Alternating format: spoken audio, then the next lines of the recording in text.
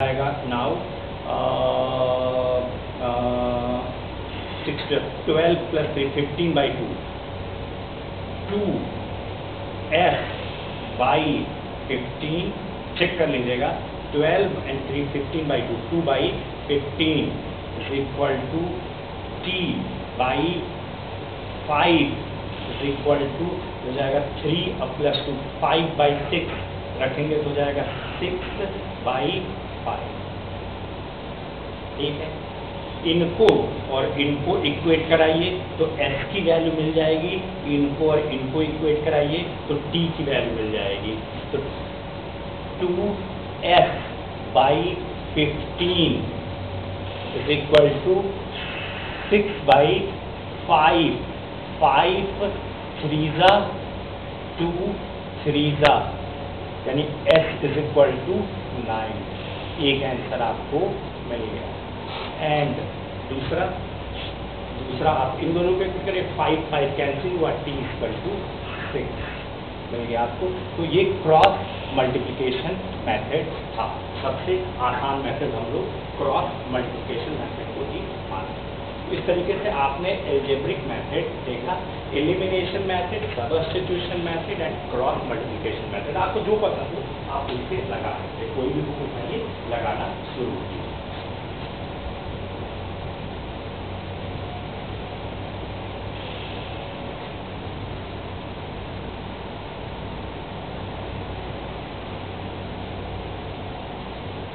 तो इस तरीके से आपने दो पेयर के दो अननोन जो वेरिएबल थे उनके जो दो इक्वेशंस थे उनको आपने सॉल्व करना सीखा। कुछ एडजस्टमेंट या कह रहे हैं कुछ और न्यूमेरिकल एग्जांपल्स देख लेते हैं जो आपके बोर्ड में पूछे जाते हैं, such as equations reducible to a pair of linear equation in two variable. कई बार ऐसा होता है कि ये जो वेरिएबल्स एक्स वाई है इसको डिनोमिनेटर में या इनटू में सेटल कर देते हैं और आपको देख करके ये बिल्कुल भी सिमल्टेनियस इक्वेशन नहीं लगता। तो उस केस में आप उसको कैसे सॉल्व करेंगे उसको यहाँ हम डिस्कस करते हैं under the topic equations reducible to a pair of linear equation in two variable. For example एक क्वेश्चन आया हुआ है, question is 2/x plus 3/y is equal to 13 and 5/x minus 4/y is equal to -2 ऐसे दिया है और कह रहा है x और y की वैल्यू बताएं। आपको पता है कि वेरिएबल्स डिनोमिनेटर में नहीं होने चाहिए, लेकिन एक फायदा है, अगर 1/x को p ले लेते 1/y को q ले लेते तो 2p + 3q and 5p - 4p। Now p and q के टर्म्स में ये इक्वेशन जनरेट हो जाता और अब आसानी से कोई भी मेथड लगा के सॉल्व कर लेते। क्या मतलब है, इसको नॉमिनेटर में क्योंकि x इन्वर्स हो जाएगा y इन्वर्स हो जाएगा, तो आसानी के लिए आप ऐसे कह लीजिए कि x is to be replaced by p and y is to be replaced by q। तो ये वाला इक्वेशन है ये आपको मिल जाएगा 2p + 3q is equal to 13 और जब इसमें रिप्लेस करेंगे तो आपको मिल जाएगा 5p - 4q is equal to -2। अब इनको सॉल्व करके p और q की वैल्यू, सॉरी ये 1/x is the p 1/y is the q। Clear क्या कह रहे हैं, मतलब 1/x को p सजेस्ट कर रहे हैं, 1/y को q कह रहे हैं। तो x इन्वर्स हो गया नहीं 1/x is the p 1/y is the q। अब ये ऐसा हो गया। अब मान लेते हैं हम एलिमिनेशन मेथड अडॉप्ट कर रहे हैं। देखिए अगर इसमें हम 2.5 मल्टीप्लाई कर देते तो 2.5 मल्टीप्लाई करते तो हो जाता 5p और 2.5 मल्टीप्लाई करते तो हो जाता 7.5q एंड 2.5 मल्टीप्लाई करते तो हो जाता 13 × 2.5।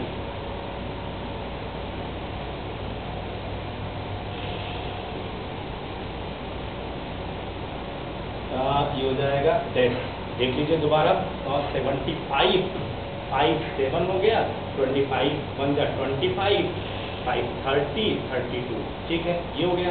अब आप देख लीजिए ये फर्स्ट इक्वेशन था, ये सेकंड इक्वेशन था। फर्स्ट इक्वेशन में हमने 2.5 मल्टीप्लाई किया तो बना।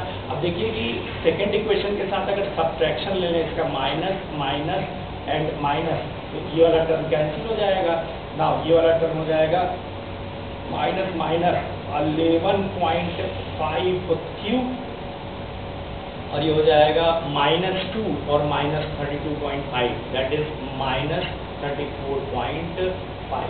यहाँ से आपको Q की वैल्यू मिल रही है 345/115। कैंसिल करके देख लीजिए, अगर Q निकल गया तो Q को यहाँ रख लीजिएगा, Q को यहाँ रखेंगे तो अच्छा रुक जाइए, Q मिल गया ना।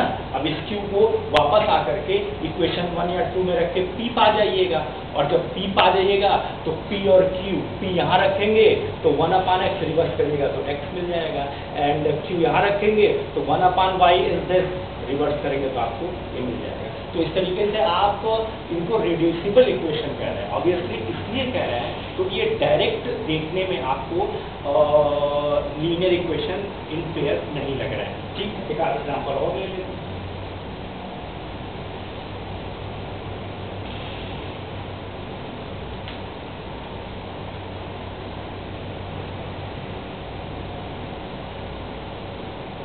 इसका आंसर लिख दे रहे हैं, आप सॉल्व करके देख लीजिएगा। फाइनल सॉल्व करेंगे, Q निकल गया, Q को इसमें रख के P निकाल लीजिएगा, फिर P और Q रख के x और y निकाल लीजिएगा। तो x की वैल्यू इनकी आई है 1/2 और y की वैल्यू आई है इनकी 1/3। ये तो यही दिख रहा है तब 115 3 Q इज द 3, तो 3 रखेंगे तो ये इनवर्स है तो 1/3 आ जाएगा ना। तो वो आंसर है, आप आराम से लगा के देख लीजिएगा। लैंग्वेज की ज़्यादा जरूरत नहीं है, स्टेप देते चले जाए, इम्प्लाइज दैट इम्प्लाइज में आपका काम हो जाएगा। एक आधा और एग्जाम्पल देखिए।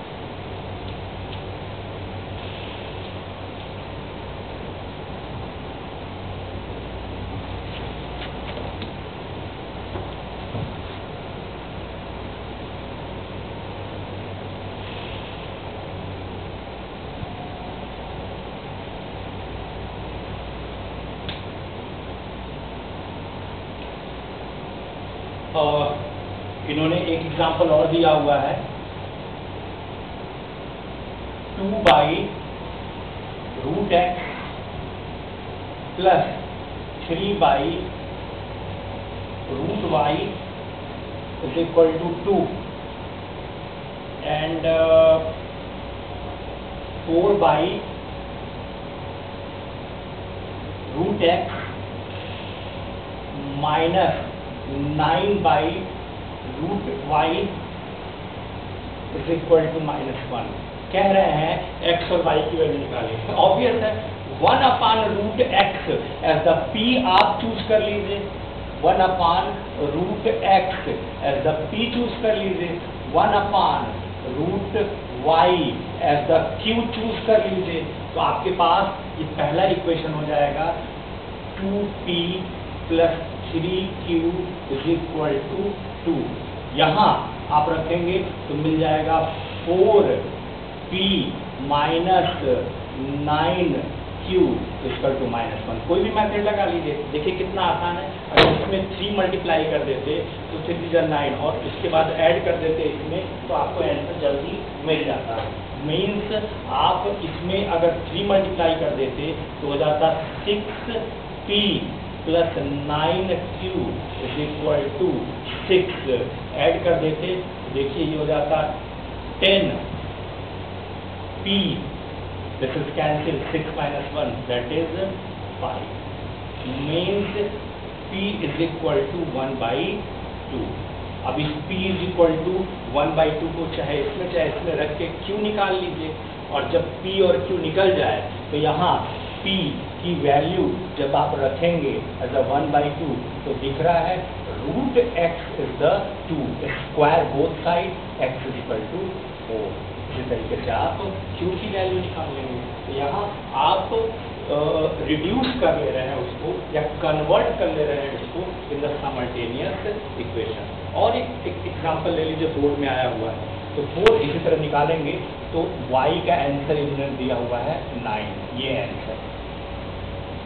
एक इन्होंने दिया हुआ है 6x + 3y is equal to 6xy and 2x +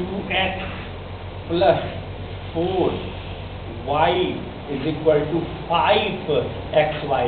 देख रहे हैं ये xy कांस्टेंट वाला जो टर्म है, xy वाला तो दिख रहा है आपको कि x और y है, मल्टीप्लायर है, a1 a2 b1 b2 c1 c2 6 5 होना चाहिए था, xy वेरिएबल नहीं होना चाहिए था। तो क्या कीजिए, ये जो 1 है इसमें xy को इधर थ्रो कर दीजिए, इसमें xy को इधर थ्रो कर दीजिए। मीन्स यहाँ अगर आप कांस्टेंट टर्म छोड़ के जो वेरिएबल्स हैं उनको इधर शिफ्ट कर दे तो जाता ना 6x upon xy + 3y upon xy is equal to 6। कैसा हो जाता ये हो जाता 6 upon y + 3 upon x is equal to 6। मिल गया आपको, से दिस इज इक्वेशन ए। अब 1 अपान y को p ले लीजिए, 1 अपान x को q ले लीजिए, फिर चले गए आप उसमें 6p + 3q is equal to 6। इस तरह इसमें भी xy को आप इधर ट्रांसफर कर लीजिए, तो आपको दिक्कत नहीं है, एडजस्ट करना है, आपको देख लेना है। 2x upon xy + 4y upon xy is equal to 5 implies that 2/y + 4 upon x is equal to 5। अब आपके पास ये 2 इक्वेशन हो गए, और अभी हम लोगों ने ऐसे इक्वेशन को सॉल्व किया था। 1 अपान y को हम कह रहे हैं p से एंड 1 अपान x को q से रिप्लेस कर दीजिए। अगर ऐसा करेंगे तो ये इक्वेशन हो जाएगा 6p + 3q is equal to 6, और ये वाला इक्वेशन हो जाएगा 2p + 4q is equal to 5। देख रहे हैं, अगर इसमें 3 मल्टीप्लाई कर दें और सब्ट्रैक्शन ले लें कॉस्ट, तो p वाला टर्म कैंसिल हो जाएगा, q आ जाएगा, या आप क्रॉस मल्टीप्लिकेशन मेथड लगा लीजिए। तो अगर सॉल्व करें तो आपको आंसर मिल रहा है इसका x is equal to 1, y is equal to 2। Answer हम लिख दे रहे हैं, आप चेक कर लीजिएगा, हम लगा नहीं रहे हैं। आंसर वीडियो लेक्चर बड़ा हो जाएगा काफ़ी। Answer x is equal to 1 है, y इज इक्वल टू 2 है। ठीक है, एक लास्ट एग्जांपल, ये यूनिट खत्म हुई। NDA नेशनल डिफेंस एकेडमी बहुत ही रेप्यूटेड इंस्टीट्यूशन है जो आपको ग्रेजुएट की डिग्री देती है और लेफ्टिनेंट इन मिलिट्री का पोस्ट ऑफर करती है, और क्लास 12 के बाद आप उसको भर सकते हैं। नेशनल डिफेंस एकेडमी, उसमें जनरल मैथमेटिक्स में क्वेश्चन पूछा गया था जो यहीं से था। देखिए क्या है, कुछ ऐसे था।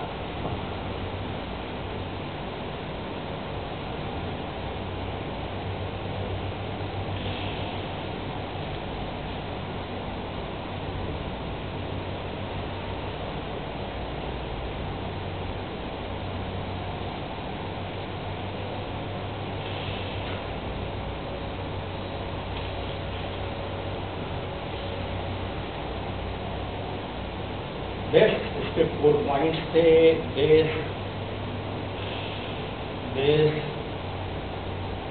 this and this।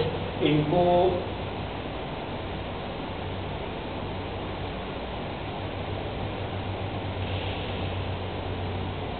ऐसे ज्वाइन करा दें तो क्वाड्रिलेटरल बन गया। एक खास बात है, ये इसमें एक एडिशनल फैक्ट आपको पता होना चाहिए, अगर सर्किल पे 4 पॉइंट्स को ज्वाइन करते हैं तो आपको जो स्ट्रक्चर मिलता है that is called cyclic quadrilateral. इसकी प्रॉपर्टी होती है कि this plus this is the 180 and also this plus this is the 180। इन्होंने क्या कहा था, इन्होंने कहा कि this is A, this is B, this is C, this is D. इन्होंने कहा ये एंगल 4y + 20 है, 4y + 20 ये जो एंगल है -7x + 5 -7x + 5, ये जो एंगल है दिस इज 3y - 5, और ये जो एंगल है दैट इज द -4x। ठीक है, अब ये दे दिया अगर x and y are variable, आपसे पूछा कि angle A, angle B, angle C और एंगल डी की वैल्यू बताएं। आंसर हमारे पास है, आंसर हम हिंट कर दे रहे हैं, आप सॉल्व करके देखिएगा। Angle A, angle B, angle C and angle D, ये पूछा गया था आपसे, तो ये सॉल्व करने पर आ रहा है 120 degree, 70 degree, 60 degree and 110 degree. ये कैसे आया होगा? This plus this means 4y, property of cyclic quadrilateral, 4y + 20 - 4x, this plus this proper sign हो जाएगा, is equal to 180 degree. Now ये हो जाएगा, इसको उधर कर लीजिए, 4y - 4x is equal to, ये उधर जाएगा तो 180 - 20 दैट इज 160 डिग्री। 4 से डिवाइड कर दीजिए, y - x is equal to 40 degree. एक इक्वेशन बन गई। दिस प्लस दिस, तो आल्सो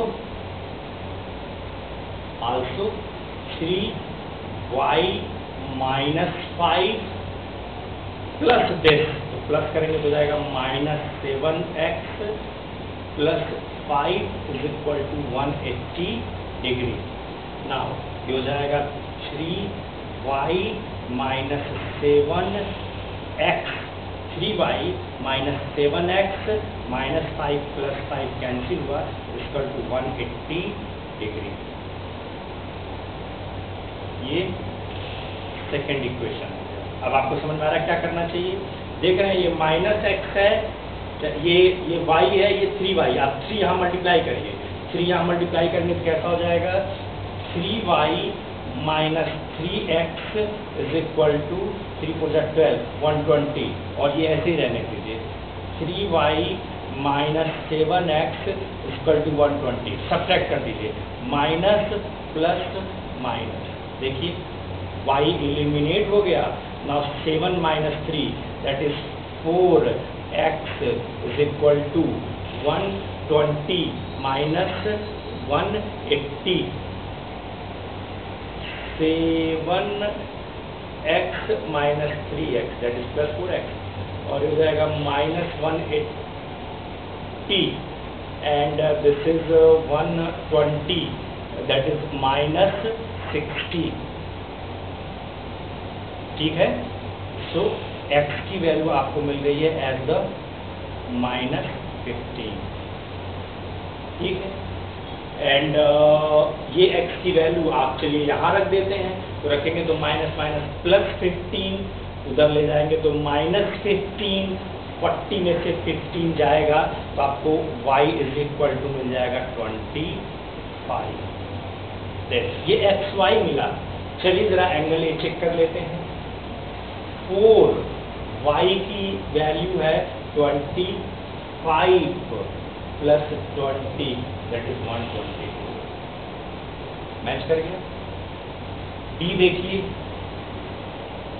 ठीक है, c देख लीजिए, b तो y रखना है, फिर एक c देख लीजिए, c है -4 और x is the -15 that is +60 degree. देखिए है, तो इस तरीके से लगेगा। इस तरीके से हम लोगों ने इस यूनिट को पूरी तरह से खत्म किया।